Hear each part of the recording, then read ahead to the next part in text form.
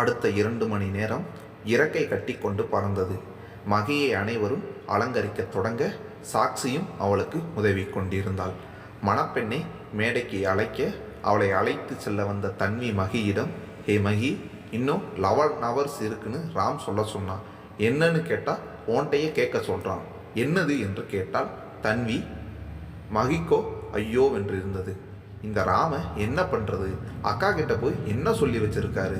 இந்த ரணகலத்திலையும் ஒரு கிளுகிழுப்பு கேட்குது இவருக்கு என தனக்குள் நொந்து கொள்ள அதற்குள் அவளை உலுக்கி எடுத்து விட்டாள் தன்வி. சரி, 2 பேரும் என்னவோ பண்ணுங்க, இப்போ ஐயர் கூப்பிடுறாரு, இந்த மாலையை போடு, வா போகலாம் என்றவாறு அவளை அழைத்து சென்றாள். அங்கே ஐயர் கூறும் மந்திரங்களை கூறிய வண்ணம் மகியின் அறை வாசலையே பார்த்திருந்தவனே அதிக நேரம் சோதிக்காமல் வெளியே வந்தாள் நம் மணப்பெண். அழகான மாம்பழ நிற பட்டில் அடர்பச்சை வண்ண பார்டரோடு முந்தானையில் அவர்கள் இருவரின் பெயர்களையும் தாங்கி இருந்தது அந்த அழகான முகூர்த்த புடவை.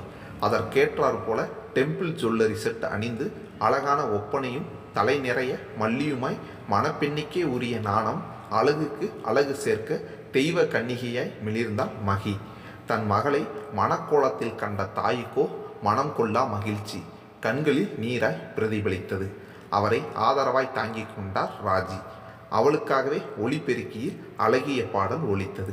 மணமகளே மணமகளே, வாழும் காலும் சூழும் மங்களமே மங்களமே, குணமகளே குலமகளே, பாலும் தேனும் நாளும் பொங்கிடுமே பொங்கிடுமே, குற்றம் குறையில்லா ஒரு கொங்குமணிச்சரமே, மஞ்சள் வளமுடனே என்றும் வாழணும் வாழணுமே, மணமகளே மணமகளே, வாழும் காலும் சூழும் மங்களமே மங்களமே என்ற பாடலுடன் மணமேடையில் அமர்ந்தவள் யாரும் அறியா வண்ணம் தன்னவனை கடைக்கண்ணால் ஏறிட்டாள். பட்டு வேஷ்டி சட்டையில் கம்பீரமாய் இருந்தவனை பார்த்தவளின் மனம் கர்வம் கொண்டது. இவன் எனக்கானவன் என்று. கீழே சாக்சி பரணியின் அருகில் அமர்ந்திருந்தாள். தாத்தாவின் மூலம் திருமணம் பற்றி அறிந்திருந்தவள் அதற்கேற்ற உடைகளை எடுத்து வந்திருந்தாள். அரக்கு வண்ண பட்டுப்புடவை அவளின் நிறத்திற்கு அம்சமாய் இருந்தது. தன் அருகில் இருந்தவனை நடுநடுவே ஏறிட்டு கொண்டிருந்தாள். பச்சை வண்ண சில்க் காட்டன் சட்டையில் பட்டு வேஷ்டியுடன் அழகாய் இருந்தான். தற்செயலாக அவளை பார்த்தவன் என்ன என்பது போல் புருவத்தை உயர்த்த ஒன்றுமில்லை என தலையசைத்துவிட்டு பார்வையை திருப்பிக் கொண்டாள். ராம் அவர்களை மேடைக்கு அழைக்க மணமக்களின் பின்னால் சென்று நின்று கொண்டனர். இவ்வாறாக அனைவர் மனதிலும் சந்தோஷம் நிறைந்து வழிய 30 முக்கோடி தேவர்களும் வாழ்த்த தன் இனியவளின் கழுத்தில் 3 முடிச்சு போட்டு தாலியை கட்டி தண்ணீர் பாதியாய் ஆக்கி கொண்டான். மகியின் கண்களில் ஆனந்த பளபளப்பு. ஆதரவாய் அவள் கையை அழுத்தினான். இதுவே ஆயுள் முழுதுக்கும் போதும் என்று தோன்றியது மகிக்கு. முதலில் ராஜசேகர் தம்பதியிடம் ஆசீர்வாதம் வாங்க ராஜி மகியை கட்டி கொண்டார். ராஜசேகரோ, இன்னைக்கு மாதிரியே என்னைக்கும் சந்தோஷமா இருடா, அப்பா நான் இருக்கேன் என அவளின் உச்சந்தலையை வருடினார். தன்வியும் மகியை கட்டிக்கொள்ள அவளின் கணவன் வாழ்த்துக்கள் சிஸ்டர் என்றான் சிநேகமாய். அடுத்ததாக மகியின் தாயிடம் ஆசி பெற்று நிமிர அத்தனை நேரம் தேக்கி வைத்திருந்த அனைத்தும் கண்ணீராய் வெளிவர இறுக கட்டி கொண்டாள் தன் அன்னையை. மகி, அழாதடா, சந்தோஷமா இருக்க வேண்டிய நேரம் இது என்று சமாதானப்படுத்த கொஞ்சம் சூழ்நிலை அறிந்தவள் தன்னை கட்டுப்படுத்தி கொண்டாள். வாழ்த்துக்கள் குட்டி பொண்ணு, ரொம்ப அழாத, மேக்கப் கலைஞ்சு ஒரிஜினல் ஃபேஸ் தெரிஞ்சிட போகுது. வாழ்த்துக்கள் மச்சான் என ராமை கட்டி கொண்டான் பரணி. இருவரின் கைகளிலும் மோதிரத்தை தன் அன்பளிப்பாக கொடுத்து மாற்றச் சொன்னான். அடுத்து வந்த சாக்சி மகியின் கையில் அழகிய வேலைப்பாடுடன் கூடிய 2 வளையல்களை அணிவித்தாள். ராமிற்கு ஒரு அழகான கோல்டு வாட்சை பரிசளித்தாள். அதனைத் தொடர்ந்து அனைத்து சம்பிரதாயங்களும் முடிய மதிய சாப்பாட்டை முடித்து மணமகன் அறையில் மணமக்களை ஓய்வு எடுத்துக்கொள்ள அனுப்பினர். வந்து கட்டிலில் அமர்ந்தவளுக்கு நிம்மதியாய் இருந்தது. மாலையை கலட்டி வைத்துவிட்டு திரும்பியவன் அவளின் களைத்த முகத்தை கண்டு, குட்டிமா, கொஞ்ச நேரம் படுத்து ரெஸ்ட் எடுடா, ஈவினிங் ரிசப்ஷன் வேற இருக்கு, லேட் ஆகிடும், நீ தூங்கு, கொஞ்ச நேரம் பொறுத்து நான் உன்னை எழுப்புறேன் என்றான். நீங்கள் ரெஸ்ட் எடுக்கலையாப்பா? இல்லடா, எனக்கு ஒன்றும் அவ்வளவா டயர்டு இல்லை, நான் இங்கே தான் இருப்பேன், நீ தூங்கு என்றான். ராம் என்றான். என்ன மகி, லவ் யூ ஸோ மச், ரொம்ப ஹாப்பியாக இருக்கேன், எல்லாமே கனவு மாதிரி இருக்குப்பா என்றான். அவளின் முன் முட்டியிட்டு அமர்ந்து அவளின் கால்களில் கை ஊன்றி, லவ் யூ மேட்லிடி பொண்டாட்டி, லைஃபே கலர்ஃபுல்லாக மாறின மாதிரி இருக்கு, ஆல் பிகாஸ் ஆஃப் யூ ஒன்லிடா, சரி படுத்துக்கோ, நைட் நிறைய பேசலாம் என்று கண்ணடித்து விலகி நின்றான். அதே சிரிப்போடு கட்டிலின் ஓரமாக படுக்கச் சென்றவளை மெதுவாக அழைத்தான். என்ன ராம் என்றான். இன்னும் 8 ஹவர்ஸ் தாண்டா இருக்கு என்றான் சீரியஸாய். அருகில் இருந்த தலையணையை எடுத்து அடித்தவள் நாணத்தோடு அந்த பக்கம் திரும்பிக் கொண்டாள். இருந்த அலுப்பினால் சில நிமிடங்களில் உறங்கியும் விட்டாள்.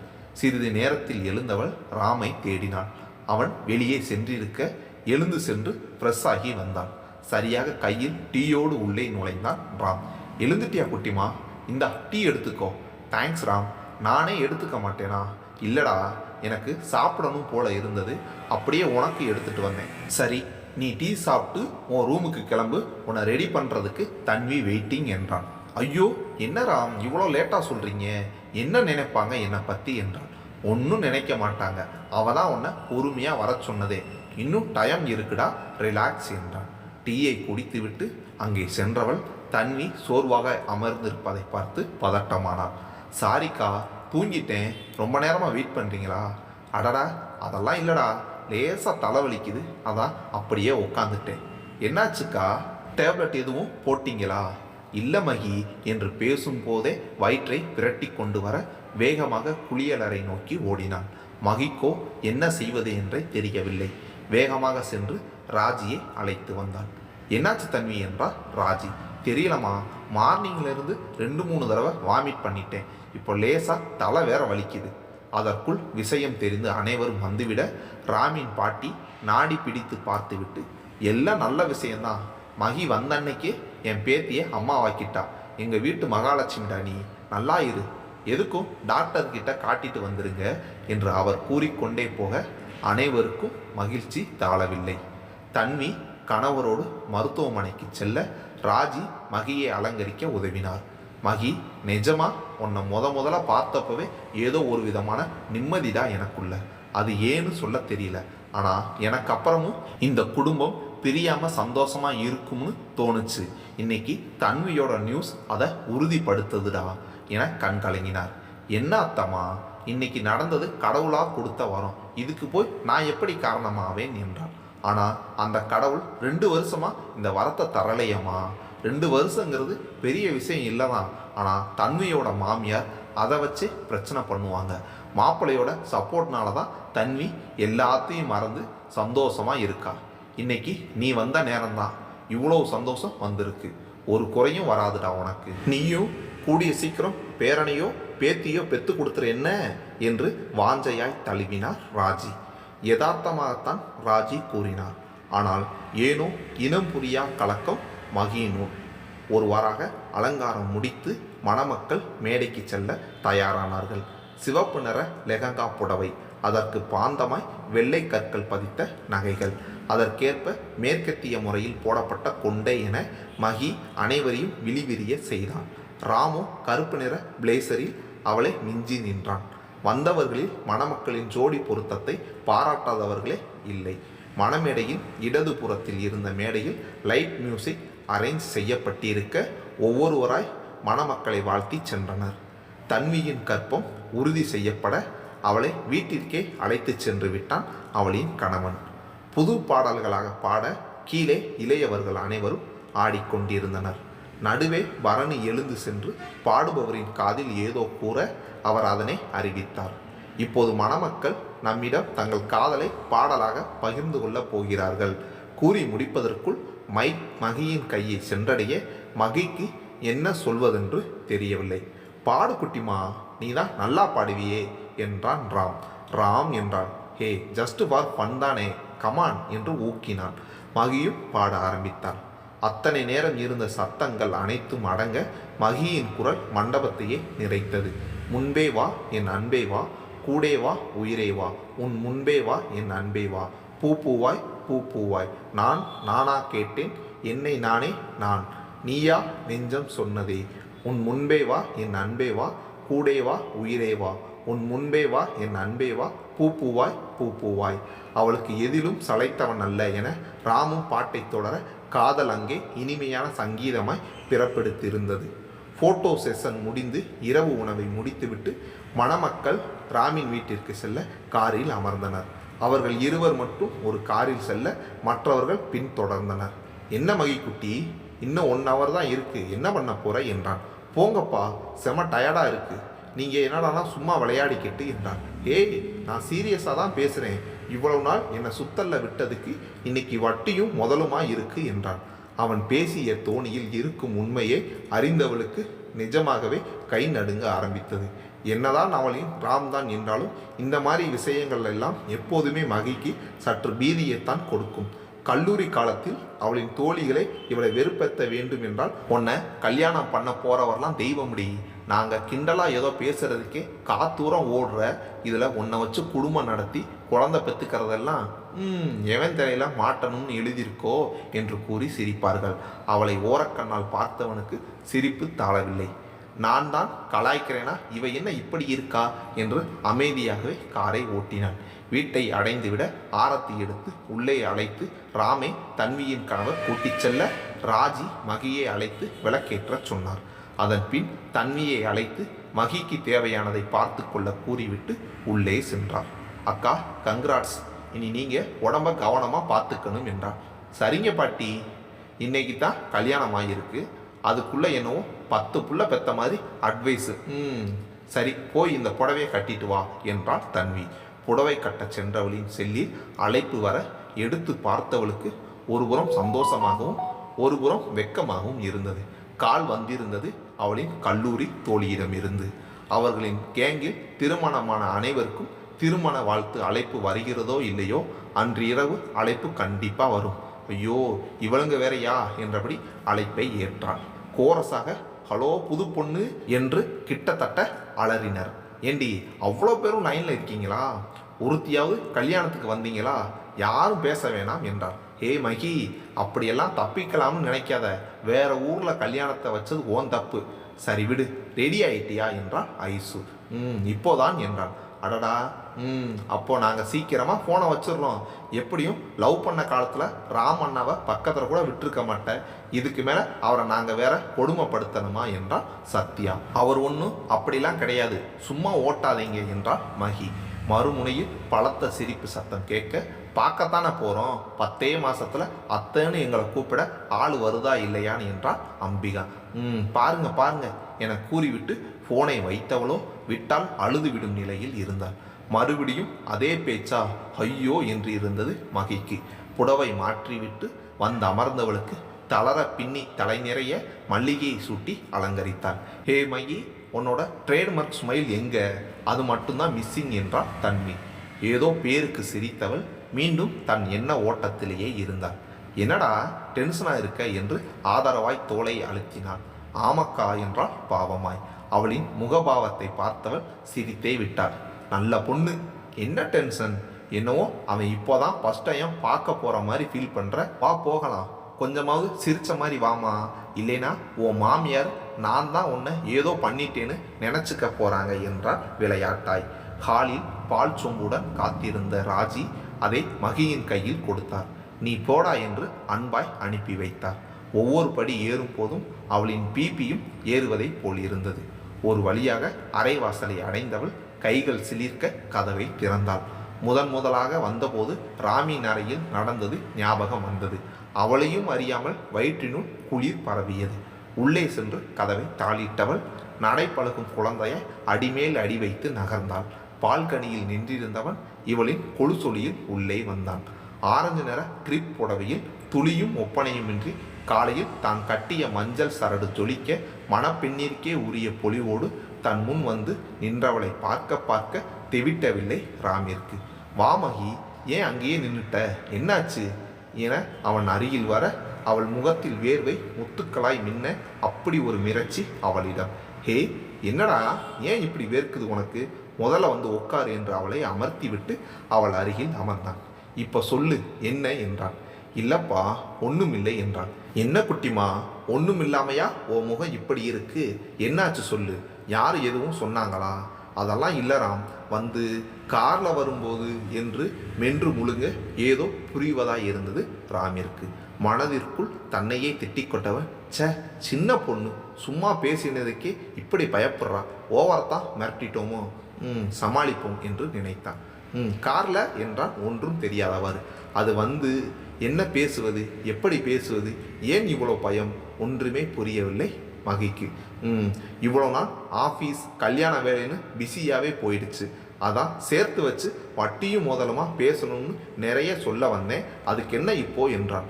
ராம் என்று முகத்தில் அத்தனை பிரகாசம் மகியிடம். தன்னவனின் மேல் காதல் இன்னுமாய் பொங்கியது. என்னடி நீ வேற என்ன நினைச்ச என்றான். இல்லப்பா ஒண்ணுமில்லை என்று அவன் தோளில் சாய்ந்து கொண்டாள். ராமிற்கும் இப்போதுதான் நிம்மதியாய் இருந்தது. பழைய மகி திரும்பியதாய் தோன்றியது. சாரி ராம், எல்லோரும் பேபியை பற்றியே பேசினாங்களா, நீங்களும் ஏதேதோ சொன்னீங்களா, அதான் ஒரு மாதிரி டென்ஷன் ஆயிட்டேன் என்று ராஜி அவள் தோழிகள் என்று அனைத்தையும் கூற, என்னது பேபியா, ஹலோ மேடம், நீயே ஒரு பேபி தான், இதில் இன்னும் நான் பாவம்டா, அதுக்கெல்லாம் இன்னும் டைம் இருக்குது, யார் கேட்டாலும் சொல்லு, முதல்ல நான் பிக்கேல் ஆகணுமாம், அப்புறம்தான் ஜூனியர் வருவாங்களாம் என்று கூறி வயிறு குலுங்க சிரித்தான். செல்லமாய் முறைத்தவள் இன்னும் நெருக்கமாக அமர்ந்து கொண்டாள். அதன் பிறகு உண்மையாகவே நிறைய பேசினார்கள். இருவருக்குள்ளும் இருந்த காதல் அடுத்த நிலையை அடைந்ததாய் தோன்றியது. சரி தூங்குடா, ரொம்ப நேரம் ஆயிடுச்சு, மார்னிங் கோயில் வேற போகணும்னு சொன்னாங்களே, குட் நைட் மகி என்று ராம் படுத்துக்கொள்ள மகிக்கோ தூக்கமே வரவில்லை. ராமின் செயல்கள் அனைத்துமே அவளை நிறைய சிந்திக்க வைத்திருந்தது. அவன் உண்மையில் தன்னை சமாதானப்படுத்துவதற்காகத்தான் இப்படி நடந்து கொண்டான் என்பதை அவள் அறிந்திருந்தாள். சாதாரணமாகவே அவளை கண்களால் பருகுபவன் இன்று முழு உரிமை இருந்தும் விளையாட்டாக கூட அத்துமீற விரும்பவில்லை. இவ்வளவு காதலா என் மீது, இப்படி ஒருத்தர் எனக்கு கிடைச்சது என் பாக்கியம். மெதுவாக ராமின் புறம் திரும்பி படுத்தவளுக்கு அவனின் சீரான மூச்சுக்காற்றே அவனின் ஆழ்ந்த உறக்கத்தை உணர்த்த தன்னவனின் சிகையை கைகளால் அளந்தாள். தூக்கத்திலும் உதடுகளில் லேசான புன்னகை. Love you and NEET you madly Ram என்று மென்மையாக அவனின் நெற்றியில் முத்தமிட்டவள் அவனின் கையை எடுத்து தன் இடையை சுற்றி போட்டு கொண்டு தூங்கியும் விட்டாள். காலையில் ராமிற்கு முதலில் விழிப்பு வந்துவிட கண் திறந்தவனின் அருகில் குழந்தைய உறங்கிக் கொண்டிருந்தாள் மகி. சட்டென ஏதோ தோன்ற அவளின் இடையில் மேல் தன் கையை கண்டதும் என்னவென்று புரியாமல் குழம்ப, நிச்சயம் நானா இதை பண்ணியிருக்க மாட்டேன் மகி. அப்போதுதான் தங்களின் இடைவெளி குறைந்திருப்பதை பார்த்தவன் நைட்டாவ அந்த ஓரமாக தான் படுத்திருந்தா.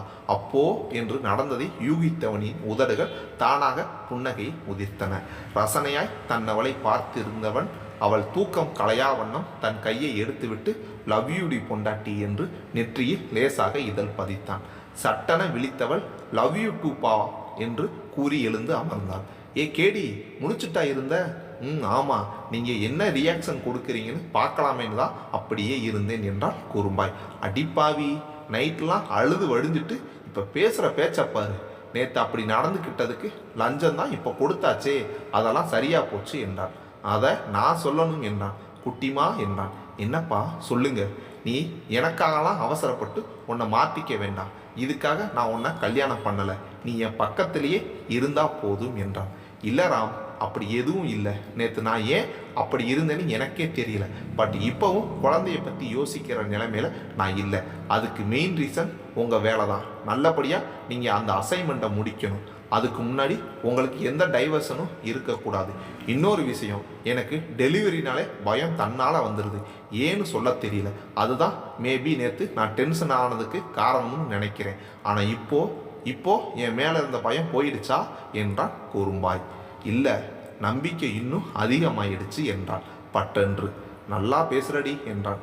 அதென்ன இப்போலாம் அடிக்கடி டீ போட்டு கூப்பிடுறீங்க என்றான். இப்போ ரொம்ப முக்கியமான டவுட்டு தான், இதுவும் முக்கியம்தான், சொல்லுங்க. அது என்னவோ உன்னை அப்படி கூப்பிட பிடிச்சிருக்கு. தன்வியை கூட நான் டீ போட்டு கூப்பிட மாட்டேன், ஆனால் உன்னை அப்படி கூப்பிட்டா நல்லா இருக்கு, அதுதான் போதுமா? ஓகே என்று புன்னகைத்தவள், சரி டயம் ஆயிடுச்சுப்பா, நான் போய் ரெடி ஆகிட்டு கீழே போகிறேன் என எழுந்தவளின் கையை பிடித்தவன், ஃபஸ்ட் டைம் ஒரு பிங்க் சாரி கட்டி இருந்தையே, அதை கட்டுமகி என்று கூறி பின் கையில் முத்தமிட்டான். அன்றைய நாளின் நினைவில் முகம் தாமரையாய் சிவக்க குளியல் அறையில் புகுந்து கொண்டாள். குளித்து முடித்து வெளியில் வரும்போது ராம் அறையில் இல்லை. வெளியே ஹாலில் யாருடனோ போன் பேசி கொண்டிருந்தான். அவனுக்கு காபி எடுத்து வருவதற்காக கீழே இறங்கினான் மகி. கிச்சனுக்கு சென்று பார்க்க அங்கே ராஜி காலை உணவு தயார் செய்து கொண்டிருந்தார். குட் மார்னிங் அத்தம்மா. குட் மார்னிங் மகி, இந்தா காஃபி எடுத்துக்கோ.